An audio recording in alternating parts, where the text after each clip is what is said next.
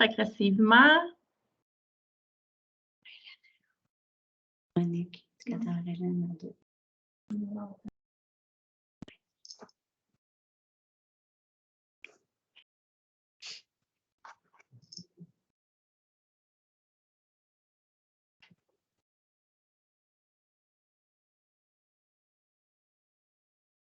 Parfait.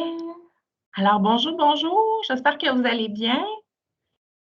Le micro de tous les participants est en mode muet.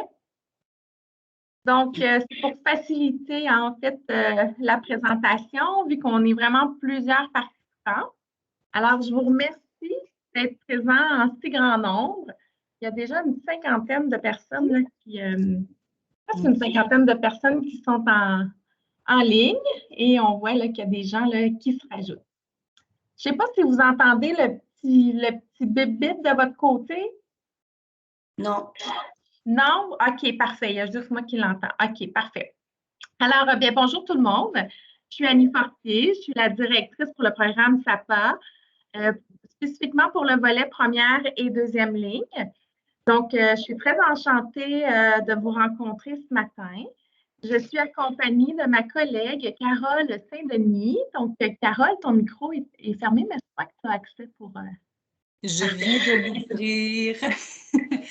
Alors, bonjour tout le monde. Je suis la directrice générale de la table régionale de concertation des aînés de Laval. C'est un plaisir d'être avec vous aujourd'hui et de vous savoir là. On va tenter de dépasser le nombre d'il y a 2 semaines. Si on se donnera ces défis-là à chaque rencontre, Annie.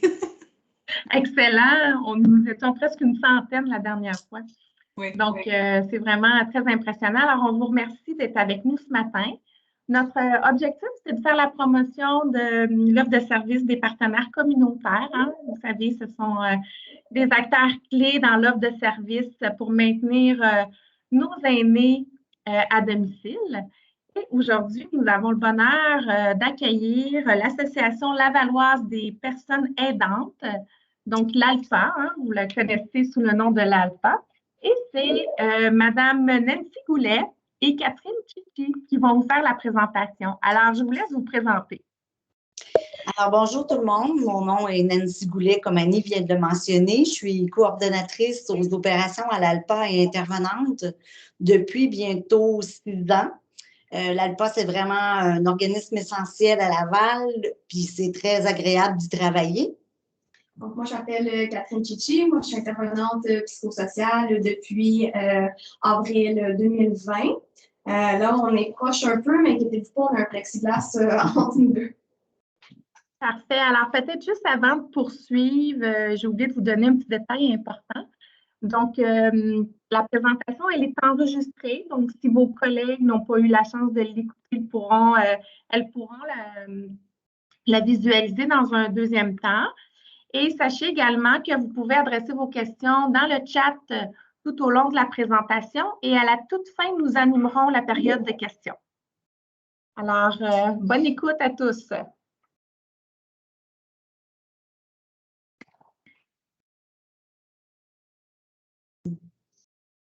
Donc, Madame Goulet, donc pour le plan de la présentation, donc c'est toujours notre petit ordre du jour standard. Parfait. Et je vous laisse présenter en fait votre organisme. D'accord. Alors, l'Association lavalloise, comme tout le monde l'appelle, ALPA, existe depuis 2002. C'est un organisme à but non lucratif. On y bonifie des services à tous les années afin de contribuer sur différents plans au mieux-être de la personne proche aidante, donc au niveau psychologique, familial et social, toujours avec des valeurs de respect, d'écoute et de soutien. Donc, les objectifs de l'organisme, en fait, on cherche à offrir du répit à domicile aux personnes proches aidantes. On veut également leur offrir de l'information. On veut leur donner un lieu de rencontre pour échanger aussi sur les difficultés qu'ils rencontrent face à la perte d'autonomie de leurs proches. Un autre objectif aussi, c'est d'éduquer, de sensibiliser les personnes proches aidantes, en fait, à leur réalité, à leur rôle, ce que ça entraîne, qu'est-ce qu'ils pourraient vivre. Donc, on fait ça en faisant des conférences et des formations au courant de l'année.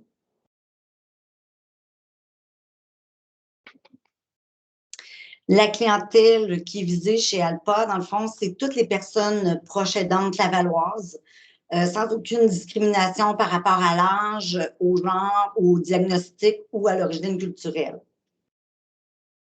On voit ici des photos là, du centre de jour. Vous avez vu des photos du centre de jour sur la vidéo.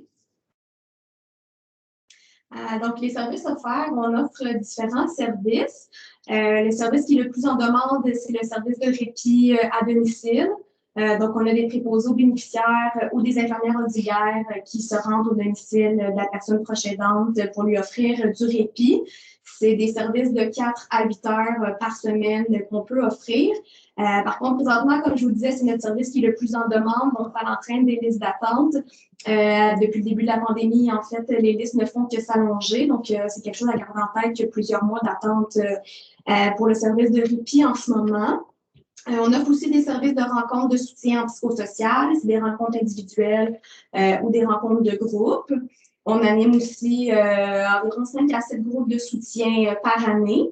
Puis prochainement, on va débuter un groupe de soutien pour des personnes proches aidantes immigrantes. On a un centre de jour également. On a un volet aîné pour des personnes de 65 ans et plus. Puis, on a également un volet pour des adultes de 21 ans et plus qui présentent une déficience intellectuelle, un trouble du spectre de l'autisme ou une déficience physique. Pendant l'année, on donne des conférences aussi. Les conférences sont sur différents thèmes. On les offre présentement en virtuel. On commence un petit peu à en donner en présentiel aussi. Les conférences, c'est toujours sur des sujets assez larges, en fait, pour que tout le monde puisse trouver son compte. On donne des formations aussi au courant de l'année. On donne, entre autres, des formations RCR et des formations PDSB. On a un nouveau service qu'on a débuté aussi au mois de septembre. On donne des séances d'information. Donc, chaque lundi après-midi de 13h à 15h, on donne des séances d'information sur les services de l'ALPA, mais également sur les services qui sont offerts aux personnes proches aidantes dans la région de Laval. Le nombre de places est limité pour ces rencontres-là dû aux normes sanitaires et à la grandeur du local. Donc, les usagers, en fait, sont invités à téléphoner pour réserver leur place s'ils sont intéressés. Cette année aussi, c'est la 5e année qu'on est gestionnaire de la Banque des travailleurs du chèque emploi-service. Donc, en fait, notre mandat, c'est de faire le recrutement des travailleurs et de faire le jumelage entre les familles et les travailleurs chèque emploi-service. En 2016 aussi, on a fait la mise en place du premier salon pour personnes proches aidantes. Le salon a eu lieu à chaque année depuis. Il y a eu une interruption due à la pandémie. Mais on peut vous annoncer en primeur aujourd'hui le salon va reprendre l'année prochaine, donc à l'automne 2022. Nancy travaille en fait très activement en ce moment à la préparation du salon.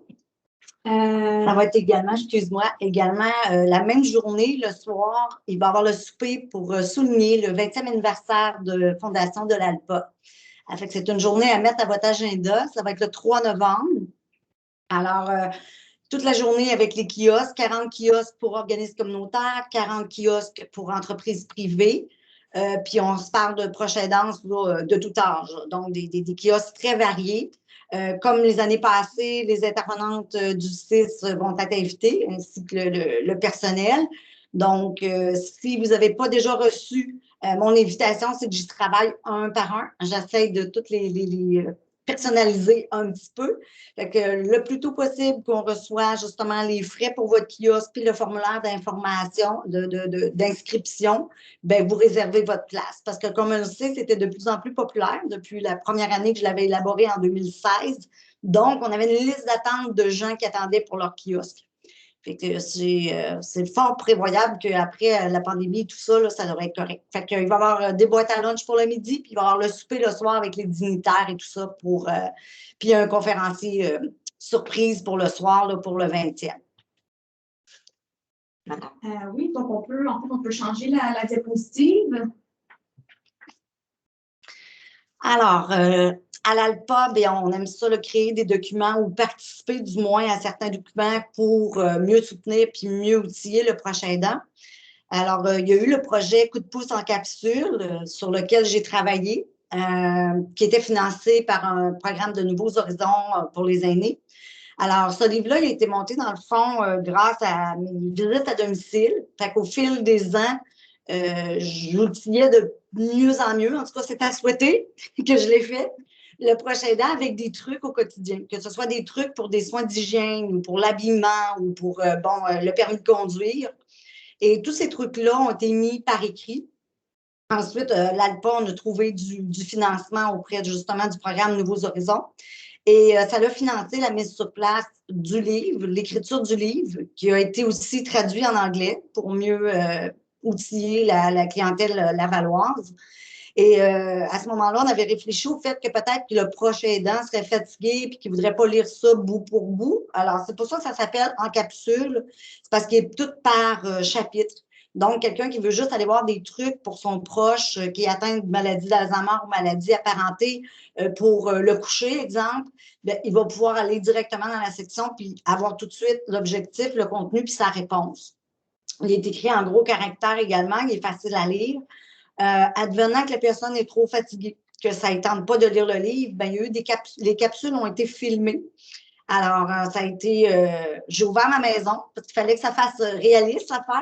On ne pouvait pas parler de soins d'hygiène ou d'habillement ou de choses comme ça dans les bureaux de l'ALPA, malheureusement. Donc, l'équipe de tournage a débarqué chez nous pendant une semaine et certaines capsules du livre ont été tournées. Puis les capsules vidéo sont disponibles sur notre site, sur le site Internet de l'ALPA.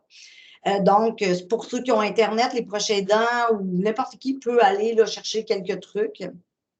Et voilà, ça c'est pour le truc. Il est en vente, le livre à l'ALPA, au coût de 15 il y a certaines personnes qui ne peuvent pas se déplacer, on l'envoie par la poste au coût de 21 les sous s'en vont pour la réimpression. Donc, quand il n'y en aura plus, ben, il va toujours avoir des proches, comme il va toujours avoir des proches aidants. Alors, à ce moment-là, on va retourner en réimpression pour justement là, permettre aux proches aidants de mieux s'utiliser. Ensuite, l'ALPA avait participé à la revue Vous sentez-vous seul en prenant soin de quelqu'un qui traitait plus de la bienveillance. Puis du phénomène de tout ce qui peut s'installer comme relation là, aidant-aidé. Voilà, ça c'est nos documents de référence principaux à l'ALPA actuellement. Donc, en fait, le territoire qu'on dessert, on dessert toutes les personnes proches aidants dans la région de Laval, donc tous les quartiers. Pour l'usager, qu'est-ce qu'il peut venir chercher à l'ALPA? Bien, c'est sûr que ça brise son isolement. Ça augmente ou ça maintient sa capacité de personne à aider parce que justement, on est là pour le soutenir, l'outiller et le soutenir aussi au niveau psychosocial. Donc, par rapport à des rencontres, on peut l'accompagner tout au long de son parcours. Donc, il nous arrive, il est tout nouveau proche aidant, on peut l'outiller avec du référencement pour lui, ciblé pour sa personne. Et puis, on l'accompagne tout le long de son parcours de proche aidant. C'est justement, ça peut être ponctuel ou plus rapproché, dans ce sens que si on va en visite à domicile et on réfère certains organismes, ben on fait un suivi quelques mois après pour voir est-ce qu'il a contacté ces organismes-là, soit pour donner son nom sur la liste d'attente ou prendre l'information. Si oui, parfait. Sinon, pourquoi? Est-ce qu'il a besoin de nous à nouveau? Si c'est le cas, on peut retourner à domicile puis faire un accompagnement personnalisé. Puis même, ça va juste que des fois, là, on peut composer le numéro de téléphone avec puis l'accompagner carrément dans sa démarche au jour réel. Là. Alors, voilà. Donc, le mécanisme de référence, en fait, si vous voulez référer des usagers à l'ALPA, vous pouvez nous contacter par téléphone ou par courriel. En fait, les coordonnées se retrouvent dans la présentation. Si vous voulez faire une demande de travailleur de chèque emploi-service pour un usager, il faut compléter le formulaire qui est prévu à cet effet. Je pense qu'il se trouve dans votre boîte à outils au 6. Puis vous nous faites parvenir par fax. Donc, vous avez le numéro de fax dans la présentation, puis il se trouve également au bas du formulaire. Alors, les personnes ressources, c'est sûr qu'on est quand même rendu près de... On doit être dans les alentours de 36 employés présentement à l'ALPA. Alors, les personnes ressources qu'on a mis à l'écran, ce sont vraiment le personnel administratif. Mais on a toute notre équipe là, de PAD à domicile qui sont justement là, sur la route.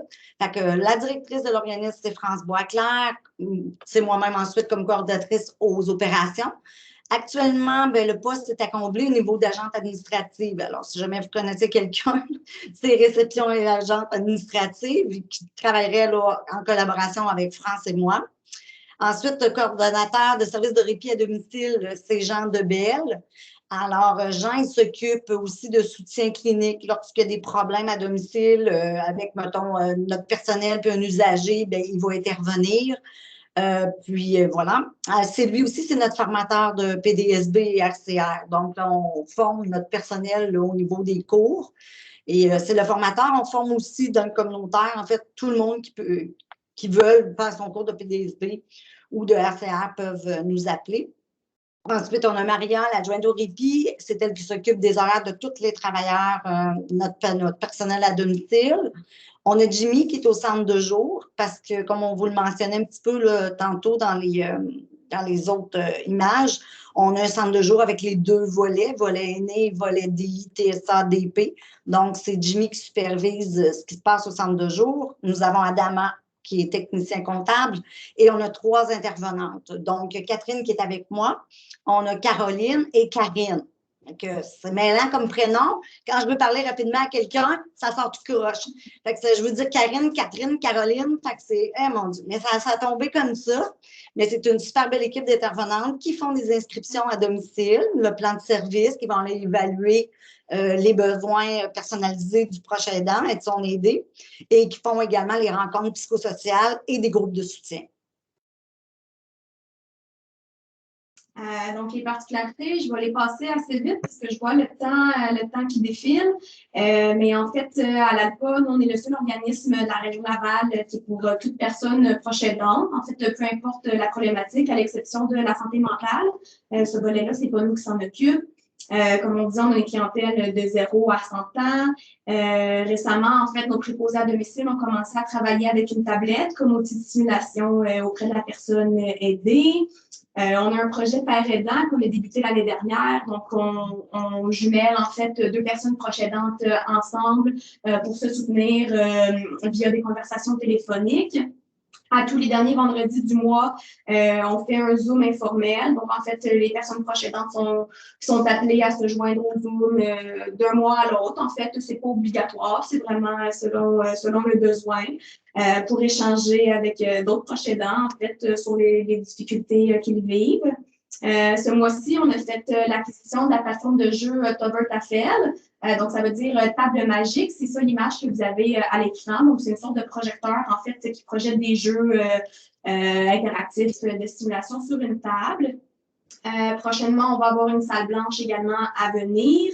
On a développé l'année dernière un volet pour les parents d'enfants à besoins particuliers. Donc, ça, c'est moi qui s'en occupe. Je fais des rencontres de soutien psychosocial avec les parents. On fait des groupes de soutien également. Sinon aussi, vite, les contraintes, en fait, qu'il y a pour avoir droit au service, il faut être membre de l'organisme. Donc, la carte de membre, elle est valide du 1er avril de l'année courante jusqu'au 31 mars de l'année suivante. Et puis, pour obtenir les services de répit à domicile, l'aidant doit habiter avec l'aidé à Laval. Alors, l'horaire du bureau, c'est de 8h à 16h du lundi au vendredi. Concernant les services de répit, c'est 7 jours par semaine. C'est de 7h le matin jusqu'à minuit. Il y a possibilité également d'avoir des services en privé.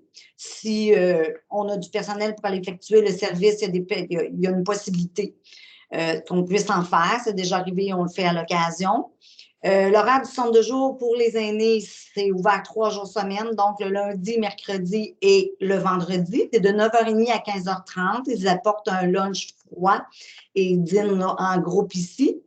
L'horaire du volet pour déficience intellectuelle, troubles du spectre de l'autisme et déficience physique, c'est toujours du lundi au vendredi également, mais là, c'est fractionné en 2 blocs. Donc, on a un groupe qui vient le matin de 9h à midi, puis on a un autre groupe qui vient de 13h à 16h. Il n'y a pas de repas là, sur place pour cette clientèle-là, parce que justement, les besoins sont assez particuliers, comme du gavage ou des trucs. Il y a plein de petites choses, fait que ça rendrait de faire le dîner le plus compliqué.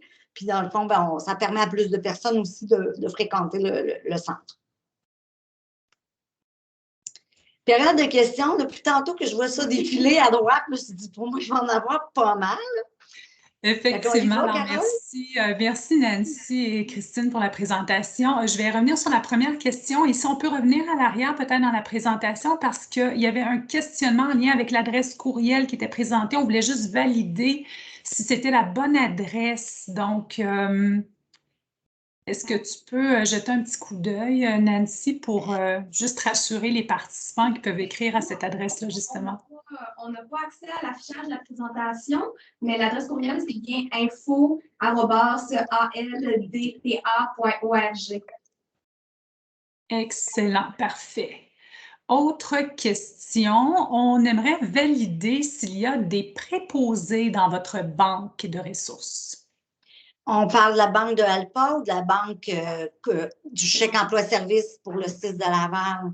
Parce qu'on C'est a pas deux précisé banques dans dans le la fond. question, donc si la personne qui écrit la question veut le préciser, vous êtes la bienvenue, mais si vous avez la réponse aux deux possibilités, ben allez-y avec Ouais. les deux possibilités. Parfait. Fait que c'est deux banques totalement différentes. Il y a des employés de l'ALPA, puis il y a des travailleurs du chèque emploi-service. Nous, on les nomme comme ça pour les différencier.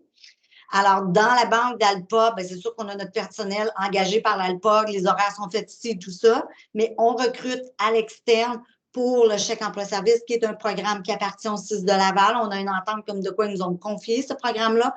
On recrute, on forme les gens qui s'y retrouvent. C'est pas obligatoire que ce soit quelqu'un qui soit préposé ou infirmier. Ça peut être quelqu'un qui a juste simplement le goût d'aider les gens. On vérifie les antécédents judiciaires. On forme pour le RCR, PDSB, et ensuite, on fait le jumelage dans les familles que les intervenants du CIS nous réfèrent, et c'est là qu'on fait nos jumelages. Mais pour l'ALPA, il faut vraiment être membre, payer 20 la carte, actuellement, la carte est de 20 Puis, par la suite, on place sur la liste d'attente, on va faire l'évaluation à domicile, et lorsqu'on a des places qui se libèrent, c'est toujours quelqu'un qui a un diplôme pour l'ALPA qui va aller à domicile. Donc, il est préposé aux bénéficiaires, la personne, ou infirmière auxiliaire.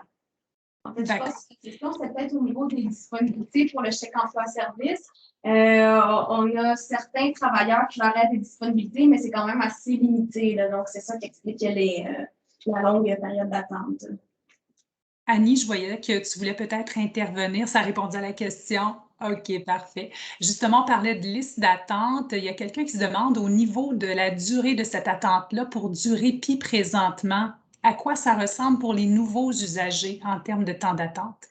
On n'aime pas parler de temps d'attente parce qu'on est toujours à la recherche de nouveaux financements. Fait que tout à coup, qu'il nous arriverait, tout à coup qu'on dit 1 an ou 10 mois, puis que finalement, nous atterrit un montant d'argent, ce qui serait bien le fun pour qu'on puisse justement engager plus de monde puis faire le répit.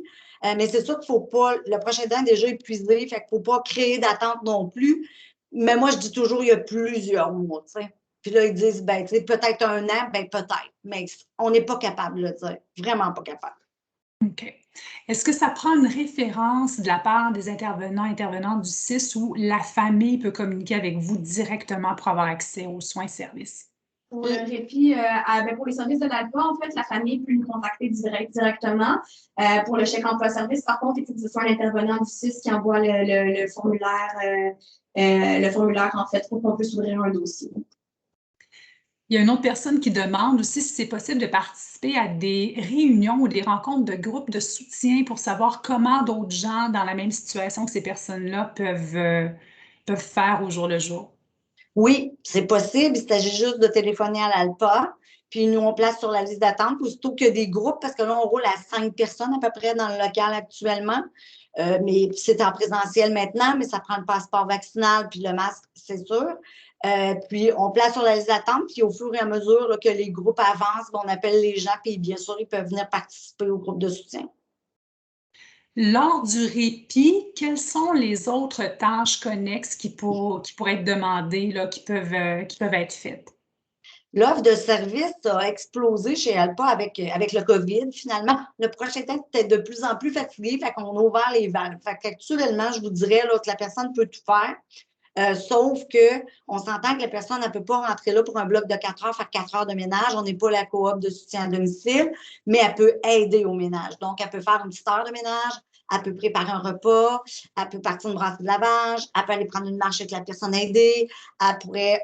c'est très varié, là. Elle fait de tout, mais en petit. C'est plus de l'aide que... Mais on s'entend que le but principal, c'est vraiment d'apporter du soutien puis de la stimulation à la personne aidée pour que le proche aidant se repose. C'est vraiment ça.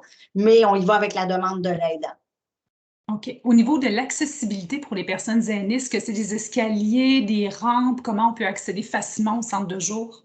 On peut accéder en fauteuil roulant, en marchette, en canne. Il y a un côté escalier, puis un côté rampe, puis il y a des places près de la porte pour personnes handicapées également, puis il y a des places réservées pour le transport adapté. Justement, on reste dans le thème du centre de jour. Je sais qu'il y a encore quelques questions avec le temps file. Est-ce qu'il y a des critères d'exclusion? Quels sont les critères d'exclusion pour l'accès au centre de jour pour les aînés? C'est sûr que quelqu'un qui fait de l'errance ou qui veut fuguer à tout moment, là, ça, malheureusement, ça perturbe le groupe. Fait que c'est plus difficile là, pour les intervenants parce qu'il faut continuer de fonctionner en groupe.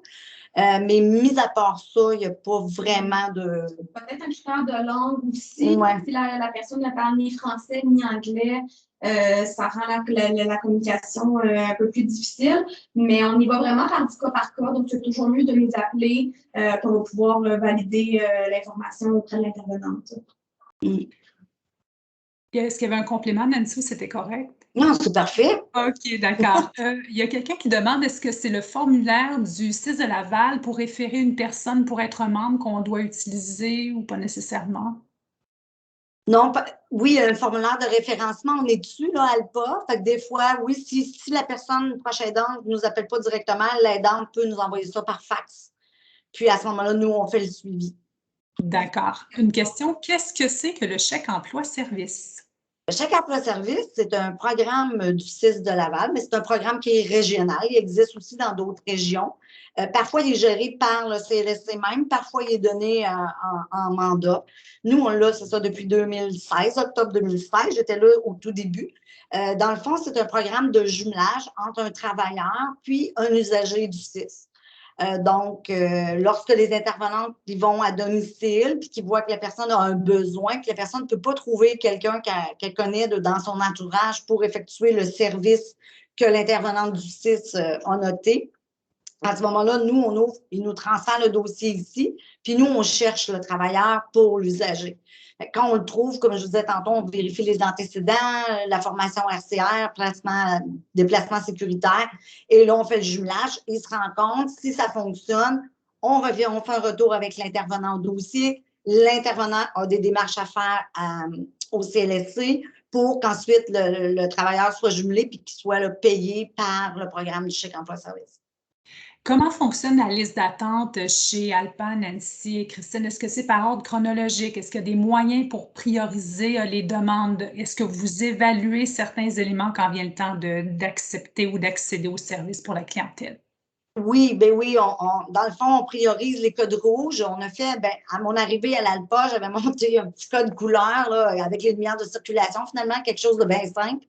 Vert, quand on le rencontre, ça va bien. Fait que, il est sur la liste d'attente. Jaune, ça commence à pas très bien aller. Puis rouge, c'est urgent. Donc, c'est sûr qu'on va appeler quelqu'un rouge avant pour, tu sais, on va essayer d'y aller selon la situation, justement. Tu sais, mettons quelqu'un qui est rouge, qui travaille à temps plein, puis qu'il faut qu'il prenne soin de son aidé, bien, il va être priorisé là, avec le code couleur. Peut-être deux dernières petites questions. Est-ce que le proche aidant peut se reposer à domicile pendant le répit? Oui, absolument. La personne proche aidante peut rester à domicile, se reposer, comme elle peut quitter si elle a des rendez-vous, des courses à faire, ça, il n'y a pas de problème. Et finalement, est-ce qu'il y a des frais pour le répit? Oui, c'est toujours d'être membre de l'organisme en premier, comme on disait tantôt, c'est 20 par année, puis les frais sont de 3 l'heure. Alors, c'est vraiment pas cher parce que justement, on est financé en partie par le CIS de Laval et Appui Laval pour nous aider au niveau du répit. Donc, c'est 3 de l'heure, c'est un bloc de 4 heures. Ouais. Fantastique. Bien, à vous deux, merci beaucoup pour la présentation. Il y a eu quelques questions dans le chat aussi où on mentionnait est-ce qu'on a accès à cette présentation. Alors oui, pour les intervenants du CIS, ça va être déposé sur votre intranet et pour les membres ou les organismes communautaires, membres de la table, qui voudraient aussi revoir cette présentation-là, juste à m'écrire et puis ça me fera plaisir de vous la repartager. La prochaine, Annie, si tu permets, alors c'est dans 2 semaines. Nos rencontres sont bimensuelles, donc tous les 2 mercredis, c'est toujours de 11h30 à midi et ce sera présenté par l'organisme SCAMA cette fois-ci. Bien, merci beaucoup tout le monde. Bien, merci à vous. Puis peut-être juste pour les professionnels du CIS de Laval, je vous ai partagé l'écran. Donc, j'ai mis dans le chat le lien pour accéder, dans le fond, là, à notre intranet. Et vous avez les vidéos des semaines précédentes. Donc, la vidéo du CATAL. Vous avez la présentation PowerPoint ainsi que la vidéo. Donc, pour ceux et celles qui ne l'ont pas visionnée. Et vous avez aussi la programmation pour la semaine lavalloise des aînés. Donc, lancement lundi, mais pas lundi, vendredi, hein, Carole? Vendredi, tout à fait, le 1er octobre. Ça a l'air qu'aux semaines des 4 juillet, ce soir à 9h, là, il y aura une petite capsule aussi là, sur nos aînés lavallois avec Julie, notre fameuse Julie. Donc, on vous invite, si vous avez le goût de vous brancher à 9h, là, ça fait bien plaisir. Donc, je vous remercie tout le monde. Merci beaucoup, Mme Goulet. Merci beaucoup, Mme Chichi. Puis, on se revoit dans 2 semaines. Merci, bye-bye.